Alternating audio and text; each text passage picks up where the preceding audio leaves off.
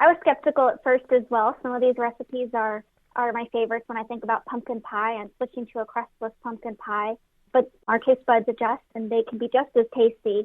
And if you're worried about losing the tastiness of the traditional recipes, know that you can use herbs and spices or even just smaller amounts of the added fats and sugars to still have tasty recipes which are just healthier. For many, food is one of the joys of the holidays. Unfortunately, holiday foods often contain a lot of fats and sugar. However, that doesn't have to be the case.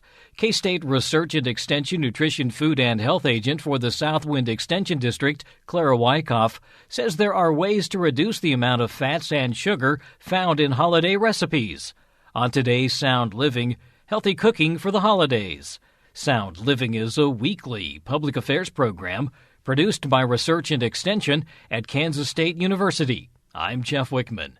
Wyckoff says the key to reducing fats and sugar in holiday recipes is to focus on the star ingredients, fruits and vegetables. Clara, it is time to start thinking about not only the holidays, but really making preparations for the holidays. And a lot of times that boils down to what are you going to serve? What are we going to eat? And there's also the big lead up to the holiday because there's a lot of extra people running around the house. And as part of that, we're kind of thinking along the lines of how do we enjoy the holidays, but how do we also maybe avoid some of those extra calories because we know we're going to probably be eating more than we normally would. So how do we kind of get into the idea of eating healthy during the holidays? Of course, that's a great question. And it's actually the focus of the Focus on the Stars Healthy Cooking for the Holidays program that I'm going to be offering this fall. And it's based off of a lesson developed by retired family and consumer sciences agent Barbara Ames. The idea behind it is that the last few months of the year, like you mentioned, are packed with holiday celebrations. And according to Stanford University, the average American gains 1 pound during the holiday season. And this is not a big deal for 1 year, but it can become a problem if it adds up year after year and contributes to chronic health conditions such as type 2 diabetes or heart disease. And so many of these chronic conditions can either be prevented or controlled by adopting healthy lifestyle behaviors, such as those promoted through this Healthy Holiday Cooking program. So the main idea behind this program is that you can actually create healthy holiday recipes which reduce the large amounts of fats and sugar usually found in them by focusing on the star ingredients, which are the fruits and vegetables. So some of my favorite holiday dishes, things like pumpkin pie or green bean casserole, actually start with a really healthy main ingredient, that pumpkin or that green bean. And so by concentrating on that star ingredient, it's possible to make those recipes healthier.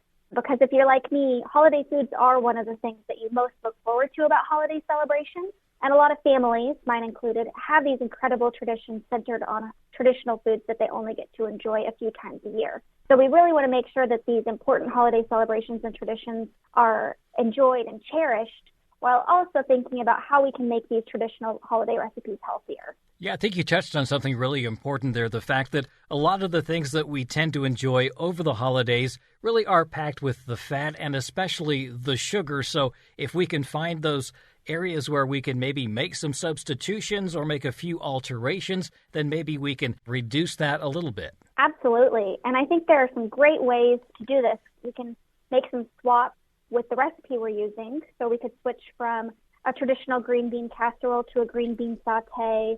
We could switch from traditional mashed potatoes to yogurt mashed potatoes, from a traditional pumpkin pie to a crustless pumpkin pie, or even from a traditional apple pie to slow cooker baked apples. So those are some options where we could actually adjust the entire recipe. Some other everyday baking things we could do can include switching from using white flour to using half white and half whole wheat, using a lower calorie sugar substitute, substituting low fat or skim milk instead of heavy or whole cream. Another one that can be popular is instead of adding chocolate chips or candies to our recipes, we could use dried fruit like cranberries or cherries. We can also switch to using oil instead of margarine. And with vegetables, we can bake, grill, or steam them instead of frying them. So those are also some other substitutions that we can think about with our traditional holiday recipes. I imagine some people are probably thinking, yeah, but if I do that, it's not going to taste right. From what I understand, a lot of these substitutions really don't alter the taste of the recipe nearly as much as people might think. Absolutely. I was skeptical at first as well. Some of these recipes are my favorites when I think about pumpkin pie and switching to a crustless pumpkin pie. But our taste buds adjust, and they can be just as tasty.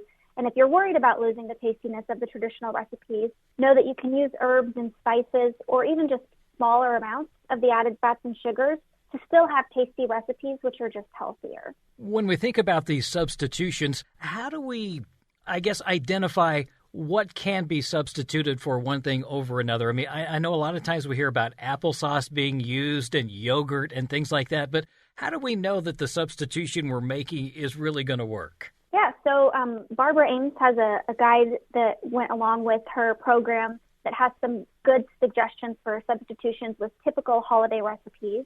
So that would be one really great resource. K-State Research and Extension also has a publication with some traditional substitutions. That's also a great guide that mentions some of those substitutions that we might have heard about growing up or learned about previously, or ones that we don't know of. And that's a really great resource, I think, to have on hand in the kitchen, not just for making healthier recipes, but also sometimes you don't have that ingredient in the kitchen, so it's great to see what other options you have. I know we like to carry on the family tradition, so there may be some dishes that you just don't alter, but really, as we think about this, there are probably, even if we do this with just some of our dishes, it will add up over the holidays and make a difference? Absolutely. I want to highlight that importance of what you're talking about, of adapting this based on what's really important to your family traditions and cultures. I know there are some recipes in my family that we're always going to keep, making the same way just because it is such an important part of our family tradition. But I think there is a lot of truth to what you're talking about with just even making a switch to one. For me, that's been switching from a traditional apple pie to the slow cooker baked apples, which has actually been a lot easier to make as well. So that takes, like you talked about at the beginning, some of that stress off as we're thinking about that holiday stress, having a recipe that's quicker to make and that I can just throw in the slow cooker and then it's ready to go. So for me, that's one, but it definitely adapt it based on what fits with your family and with your family tradition. I guess I didn't think about that from the standpoint that as we're probably searching online or through recipe books for some of these healthier alternatives, it might actually speed up the process. And maybe we don't need to bake everything that we normally would. Maybe we can also even kind of reduce the number of pies, cakes, that sort of thing that we're making. Absolutely. And that's the route that I'm planning to take this year with switching from the apple pie to the slow cooker baked apples. But I think it definitely can help with some of that stress if you can find recipes that work for you and for the time that you have to be able to make them. Talk a little bit more about some of the things that you'll be covering during your presentation.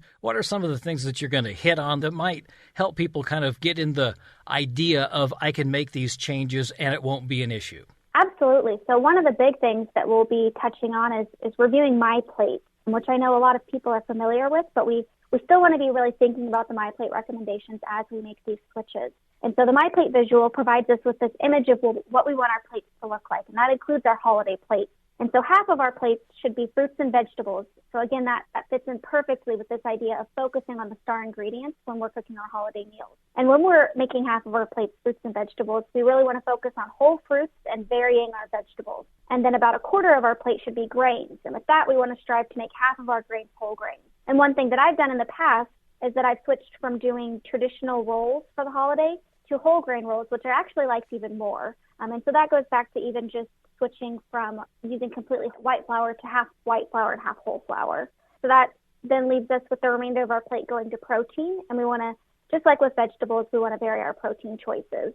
And then top our meal off with a source of dairy. And the My Plate recommendation there is to move to low-fat or fat-free dairy milk or yogurt. So with all of that, we want to keep those My Plate recommendations in mind, and that's something that we'll be going over. We'll also be actually making one of the recipes there, so participants will have the opportunity to practice one, and then going over some of the other recipes that are out there, things like switching from your kind of traditional sweet potato casserole to maybe a citrus sweet potatoes, some of the other options that are highlighted in the program that was developed by Barbara Ames. You mentioned sweet potatoes, and that makes me think that there are healthy ways to make sweet potatoes. There are less healthy ways to make sweet potatoes. And again, that kind of comes down to personal preference. But if you are looking to reduce calories, reduce fat and sugar, the sweet potatoes might be a really good start. Absolutely. And with sweet potatoes, something that we can think about is even just cooking a plain sweet potato in the oven or in a microwave oven or slow cooker.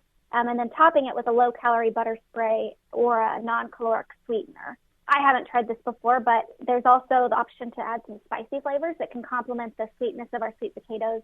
So you could add a pepper jack cheese or a cayenne pepper. So that's one option to switch from kind of a traditional sweet potato casserole. Of course, you could also switch to some pineapple sweet potatoes or citrus sweet potatoes or other ways to sweeten your already sweet potatoes. You mentioned My Plate, and it makes me think that that's really the way we should be eating throughout the year. And sometimes I think for the holidays, we kind of throw the My Plate concept out the window and tend to maybe eat more than we normally would. We eat maybe richer foods than we normally would. So what are some things, maybe some tips that people might keep in mind in terms of not thinking about this as holiday eating, but maybe just making it more seem like a regular type meal? Absolutely. So I think just going back to those big My Plate recommendations to focus on whole fruits, to vary your vegetables, to make half your grains whole grains, vary your protein choices, and move to low-fat or fat-free dairy milk or yogurt. Those are some things that if we can strive to do those all the time, that would be really great, especially as we think about those chronic diseases